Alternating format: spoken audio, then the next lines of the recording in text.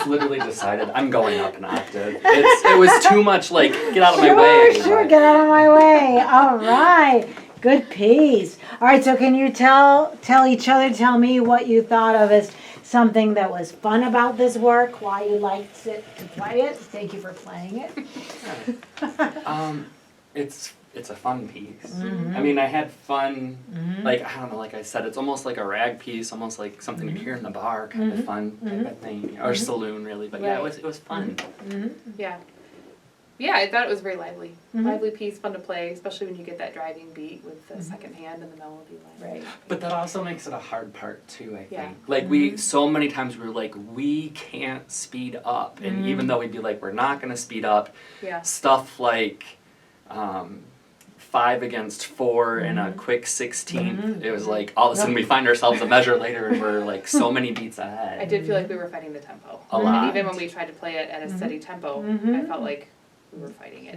And partly, you know, I mean, I am playing a more simple part, and so it's easy for me to than trying to pull back on that tempo. Chuck, and then boom, chuck, right. we have two of us Yes, playing together, right. so maybe you're playing more quickly, or you know what I mean? It's like trying to match each other. Yes, absolutely. There's lots of grace notes and a lot of fast 16ths and stuff where we're mimicking 16ths with each other, and that tends to take off that too. all has to be, Right.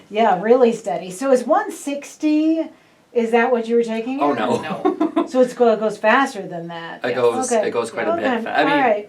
I didn't pop it out on a metronome, but when I did at one point, I was like, I don't think I could do it with that and keep it together. Well, this is the second time that we've been able to get together and practice it too. So. And the first time that we got together, we sat at 2 pianos, which makes it significantly easier. That was something that we commented on, was that our muscle memory from practicing alone to putting us at the same keyboard threw off our spatial awareness so much. We'd be like, wait a minute, I said, you're playing that note, but I need it. And she's like, well, I just played it a second ago. And I'm like, well, I need to get out of my way. I definitely felt some colliding fingers there. Right, exactly. You're in my space.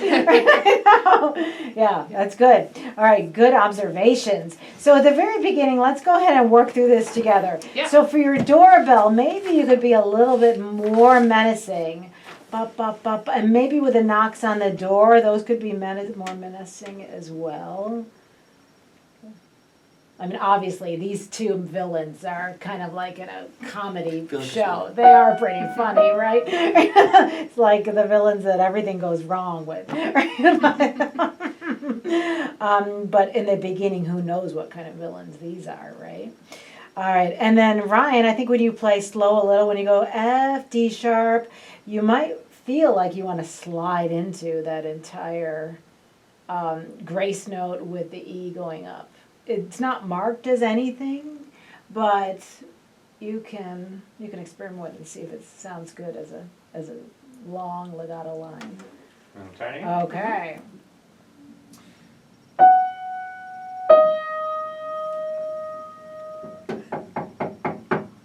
It's 1 and 2 and 3 and 4 and 5 and 6 and 1. So everything is broadening, right? Not just your part, though, all of it, right? So go ahead and clap your part, Rachel.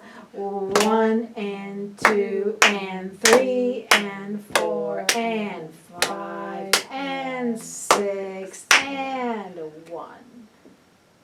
Okay. Now that's a very nice and slow retardando, right? Okay. You're the leader of it, Rachel, right? Okay. Yeah. 1, 2.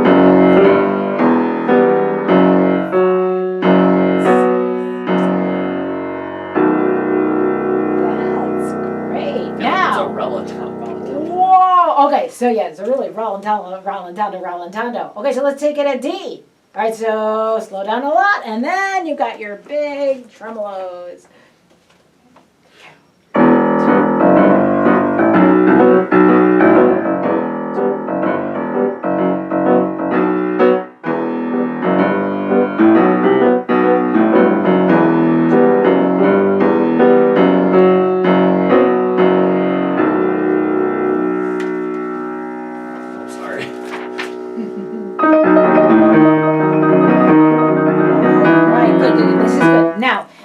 In duets, the secondo person pedals. So, Ryan, you get to pedal this section. And why does Rachel need a lot of pedaling in her tremolos? Because it's gonna overpower what I'm doing if I don't. Yes, okay. All right. Got it? All right. Where do you want to take it from, you two? Let's take it from the measure before, 71, You wanna do, right here. okay.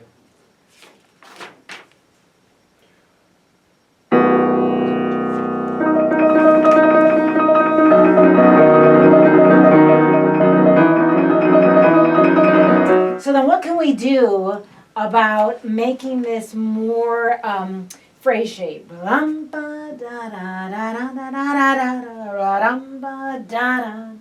is done. Right. Right there's a new Right, one. and then the same thing with Rachel, you're gonna follow him, right? So it's going, you're gonna get louder right here. Does that make sense? Mhm. So follow each other's phrasing. Bum ba da da da da da da da. You wanna try it from there? And the same thing here. When you have these, is that really that interesting? You mean right here? Yeah, I'm asking Rachel, is this that interesting? So maybe a little bit. Push into it. We'll just shape the phrase. Da da da dum. Ba da da da da da da. Okay. Yeah. Okay.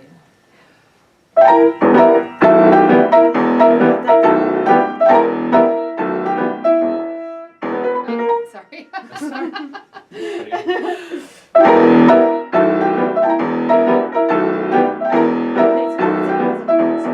Even within the context of fortissimo, would it sound better if you did something different in your left hand?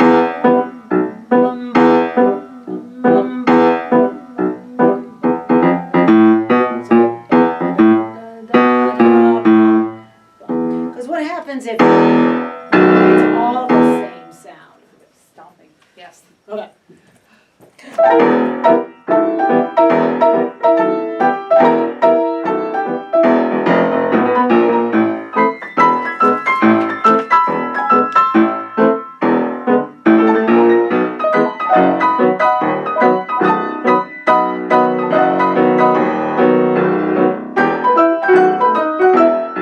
Yeah. Go ahead and think of that phrasing as da da da da da da da da da.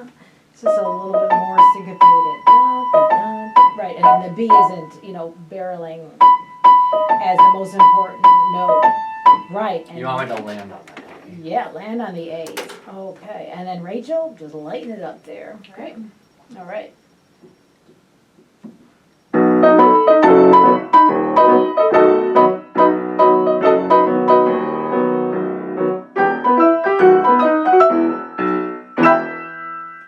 That was pretty good. All right. Did you like the end of it? Mhm. Okay, and did you like your phrasing?